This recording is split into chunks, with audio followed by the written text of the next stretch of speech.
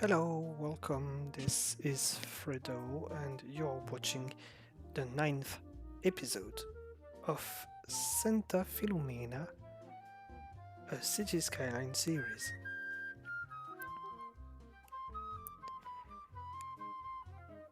In this episode, I'm trying to finish rebuilding all the destruction that two consecutive tsunamis has caused in the city. And I seem to be doing quite well so far. There's quite a lot of building to destroy and rebuild. Like the whole Sycamore district, for example, Sycamore Industries was gone as well because the second tsunami hit on the same site. But at the same time, you see me developing the new university district on the other side of the city, and I wanted this one to be quite a rich one as well, like very nice houses by the beach, nice schools, big parks. It's a very important place for newcomers to the city because there's this big harbor that I built. I don't know if it was in the previous episode or 2 episodes ago. And because this is the ninth episode, I also bought a ninth tile. I don't remember exactly at what point in the episode. But yeah, I'm trying to reach the different places that I've bought over the previous episodes, because expanding is actually quite easy when it comes to just buying tiles, but then it offers you huge pieces of land that you need to kind of work on, and that's when it becomes time consuming. I'm adding a few more things here and there on the Hollywood like inspired hills in the city as well.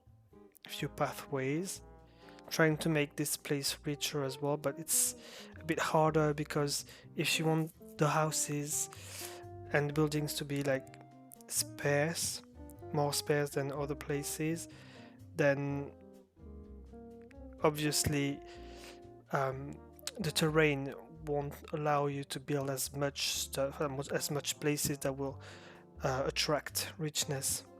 So I would need to find out, like maybe watch a tutorial or two about how to get places that are not very populated, very rich at the same time, because I feel like it's somehow one of the most difficult things to get in the game.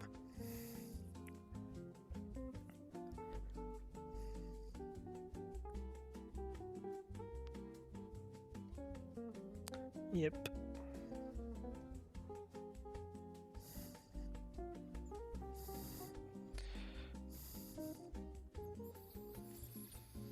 I'm kind of developing now the former university district, which has mainly become an offices district with a few bridges here and there for people who don't travel to work by car or by bus.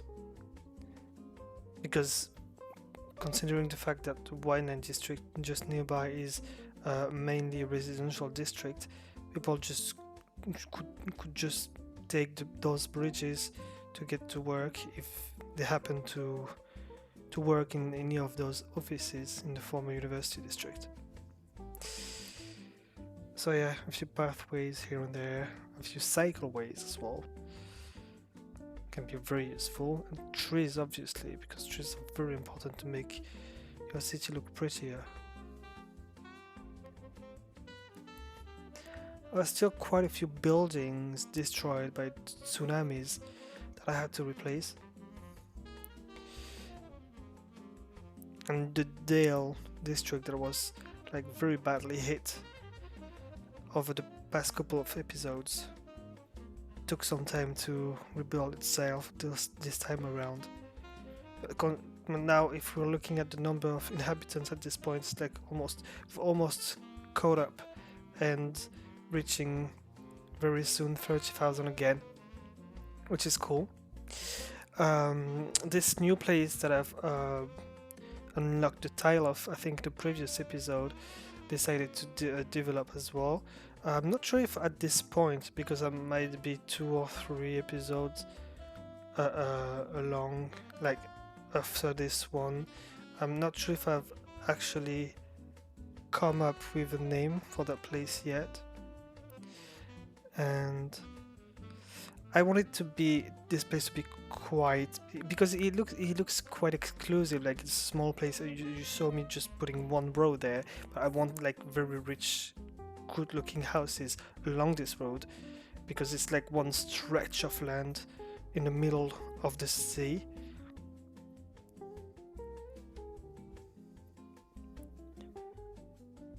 I imagine a place like this with like big houses, big Airbnb houses for like upper middle class tourists to come visit, where to stay when they come visit the city.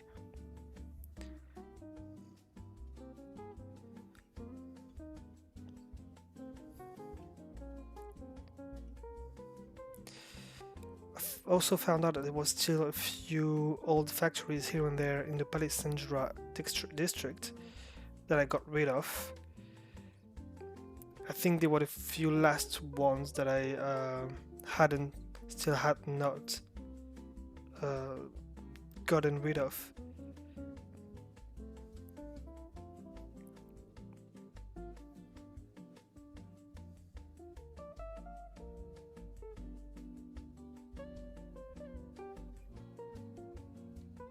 Then I placed lots of pretty tall trees around this lake, which saw the disappearance of the cute little island that there was in the middle.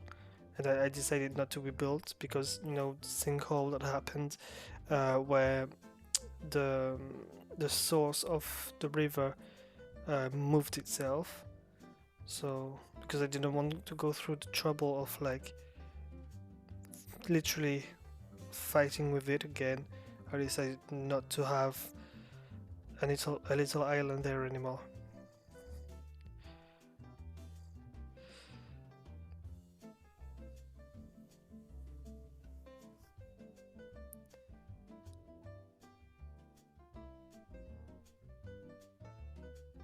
So yeah, as you can see, I put a few little like piers, I would say, and a very small like harbor. You call that a harbor? I don't know what's the exact term in the game.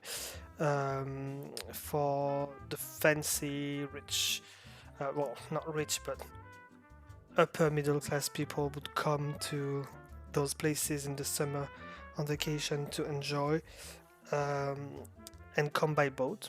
Maybe, why not?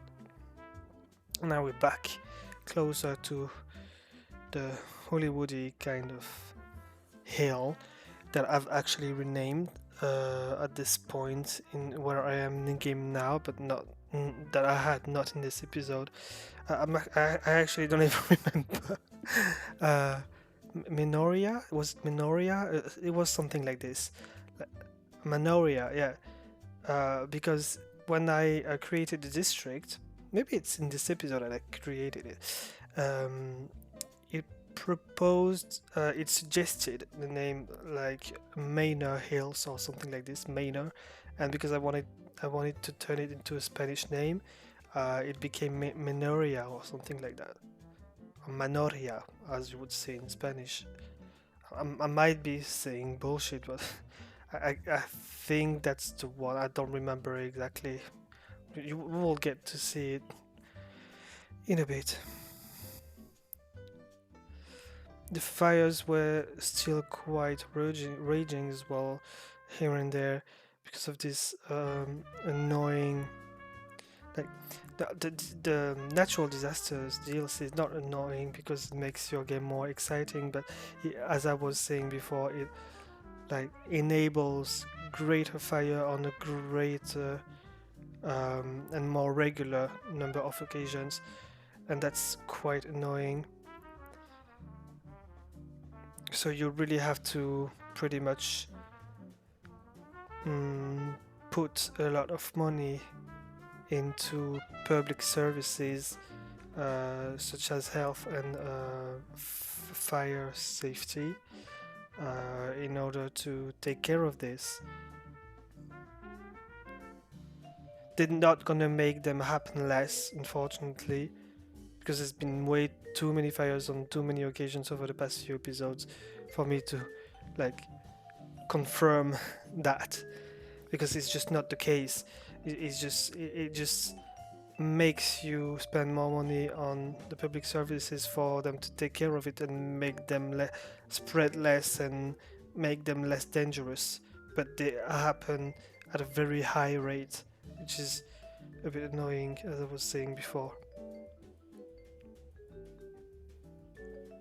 And then I played the zoo because I didn't know you got that in the game, but I think it came with nightlife, the DLC.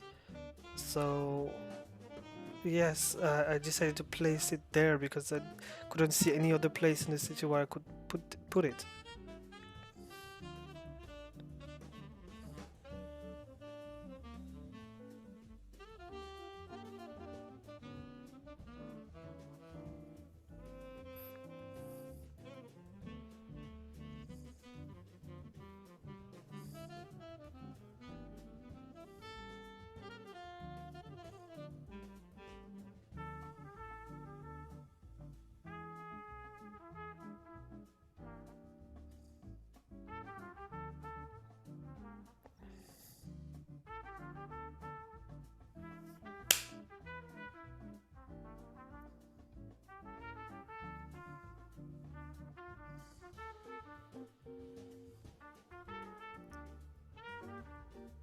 So this like Sycamore industries district, has been suffering quite a lot lately. Between the tsunamis and the fires, like it looks like it's quite a cursed place in the city. And the thing is, it's been industries since its creation, and then I got rid of it. I got rid of the industries to make it become more of an offices, um like a business district. But it's not happening this episode because I'm still doing it, and I might have started at episode 10, which is the next one, I think. Then I put some bridges here and there and some more pathways to connect this new part of the city with the Hollywood inspired place. But I'm not that satisfied with the looks of it, so I might change that in the future. Yeah, that's the point where I created the Sycamore Industries. Yeah, that's what I was talking about. But yeah, it's same for the one for the big mountains closer to the Valley Central district. I created some pathways and some bridges there, but I'm not sure if I'm fully satisfied by the way it looks like. I might change it in the future as well. Now I'm expanding the city, the modern city center district, which is called Emerson, and University District as well.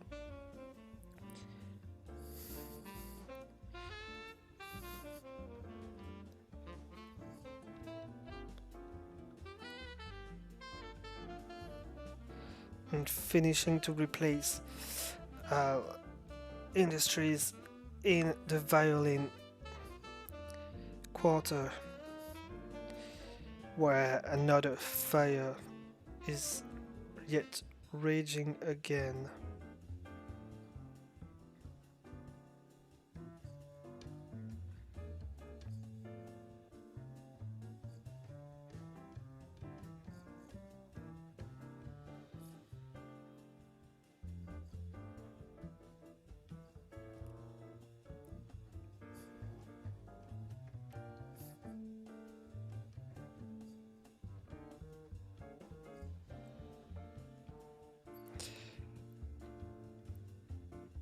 But now that we're over with the tsunamis, as I was saying earlier, you can see the population has grown quite a lot in this episode because we're almost reaching like 35,000 now, which is a great thing. And I really had to place fire departments almost everywhere in the cities because of these fucking fires that just wouldn't stop. Unbelievable.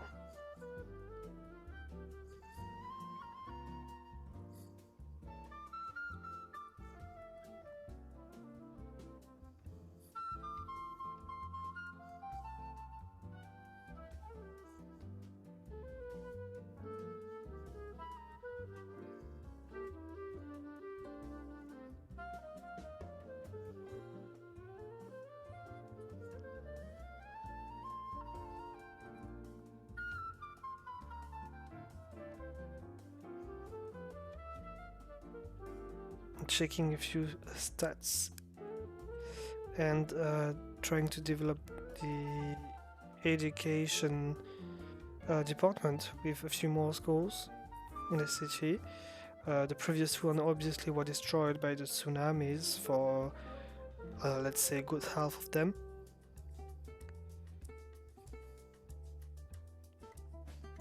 So this also needed to be taken care of.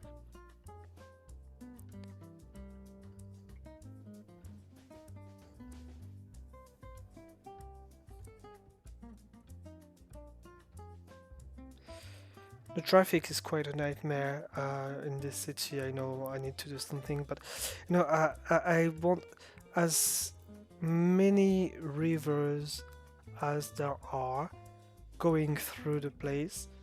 I really don't want to destroy the landscape with too many bridges.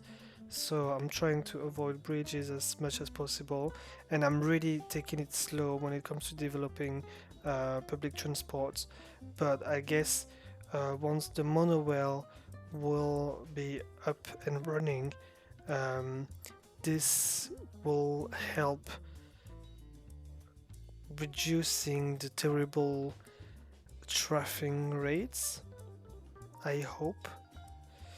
I'm also thinking about putting subway or underground or metro, I don't know how, how you call it, system at some point. That will be very helpful. But then because Santa Filomena is not like your regular big city, um, I'm thinking that a metro underground slash subway system would be one of the last um, public transport system to develop here. To finish this episode, I thought I would use the first person camera again, and which is really cool because it's not only with people that you get to do it, you can do it also with transport. As you can see, I did a bit with a helicopter as well. I don't remember if it was in the last episode. I guess it was, or if it's in this one. I will get to see that. But yeah, I thought I would try to use it and show you guys at least once per episode because it's such a cool and different way to get to see the city, and obviously what is more important than to get to see it as an actual person living or going through it. And that will be it for this 9th episode of Santa Filomena on City Skylines. Thank you very much for watching and following. Don't forget to subscribe so that you get notifications about when the future episode will be out. And I'll see you soon for some more adventures on my channel, either with The Sims, with City Skylines, Planet Zoo or Planet Coaster, for us to enjoy together. Bye bye.